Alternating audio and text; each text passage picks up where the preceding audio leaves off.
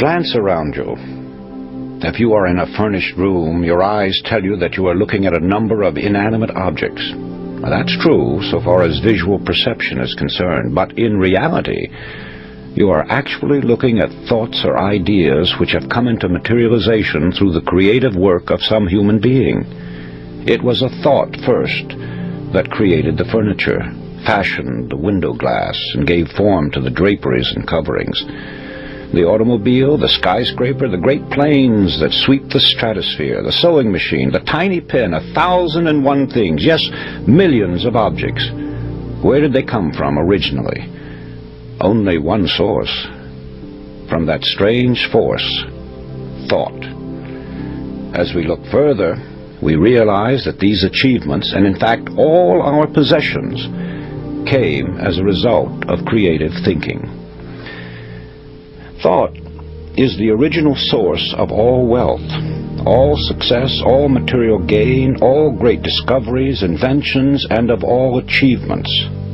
With that in mind, it becomes easy to understand that a man's thoughts make or break him, and Shakespeare's words become more intelligible. There is nothing either good or bad, but thinking makes it so. Many people feel that success comes with hard work. However, I would like to point out that hard work alone will not bring success.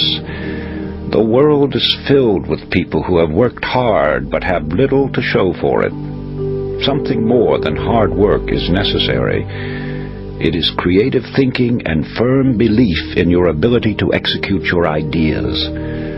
The successful people in history have succeeded through their thinking.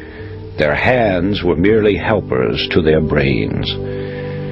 Another important point is that one essential to success is that your desire be an all-obsessing one, your thoughts and aims be coordinated, and your energy be concentrated and applied without let-up.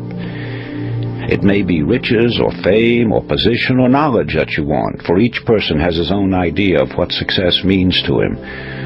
But whatever you consider it to be, you can have it, provided you are willing to make the objective the burning desire of your life.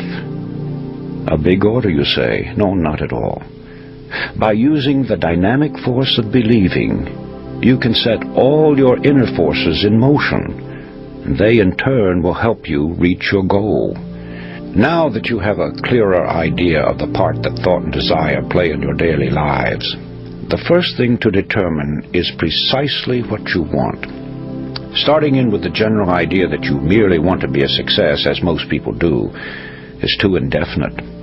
You must have a mental pattern clearly drawn in your mind. Ask yourself, where am I headed? What is my goal? Have I visualized just what I really want? If success is to be measured in terms of wealth, can you fix the amount in figures? If in terms of achievement, can you specify it definitely? I ask these questions, for in their answers are the factors which will determine your whole life from now on. Strange as it may appear, not 1 out of 100 people can answer these questions. Most people have a general idea that they would like to be a success, but beyond that, everything is vague. They go along from day to day, figuring that if they have a job today, they will have it tomorrow, that somehow they will be looked after in their old age. They are like a cork on the water, floating aimlessly, drawn this way and that by various currents, being washed up on the shore or becoming waterlogged and eventually sinking. Therefore, it is vital that you know what you want out of life. You must know where you are headed, and you must keep a fixed goal in your view. Only then will you get what you are after. So, you begin with desire if you ever hope to achieve anything or gain more than you have now. However, as we shall see, there is more to it than mere desire. It has been said that thought attracts that upon which it is directed.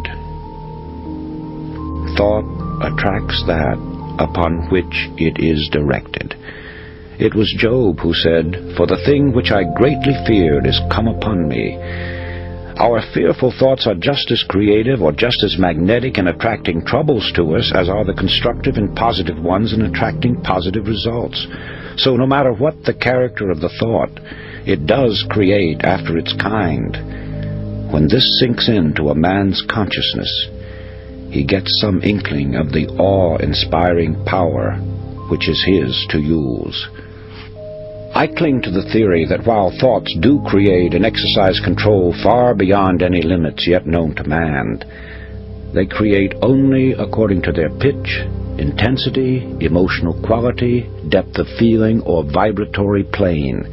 In other words, comparable to the wavelength and wattage of a radio station, thoughts have a creative or controlling force in the exact ratio of their constancy, intensity, and power. Let me try to clarify that.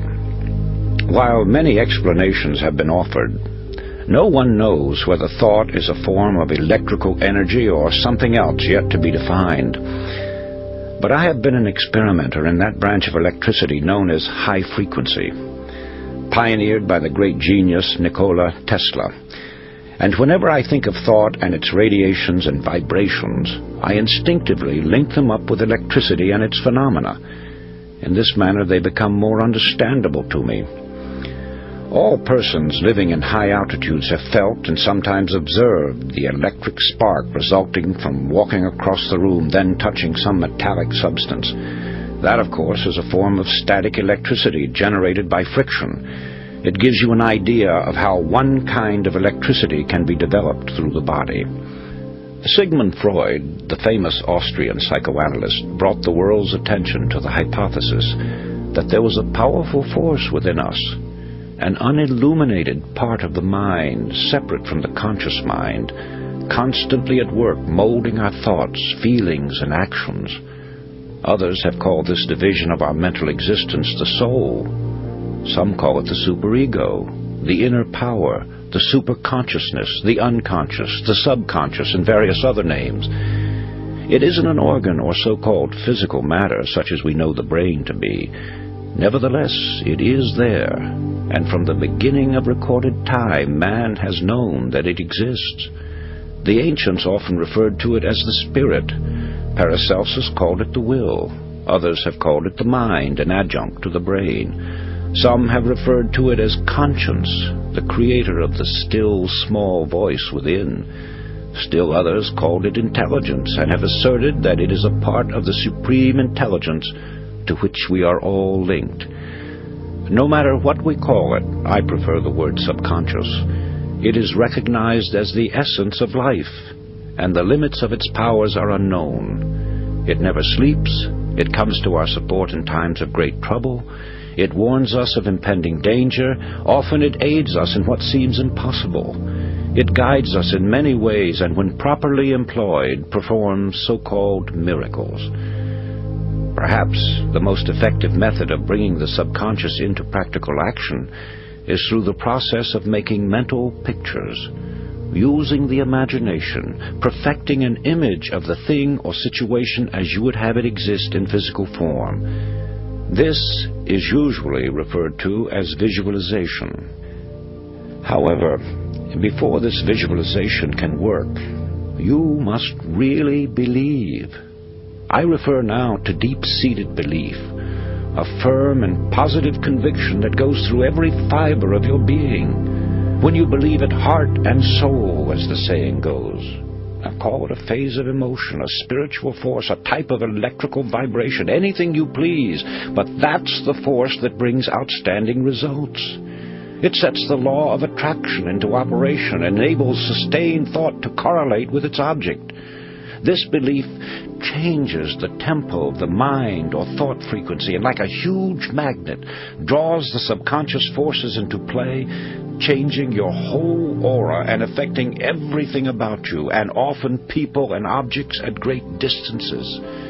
It brings into your individual sphere of life results that are sometimes startling, often results you never dreamed possible.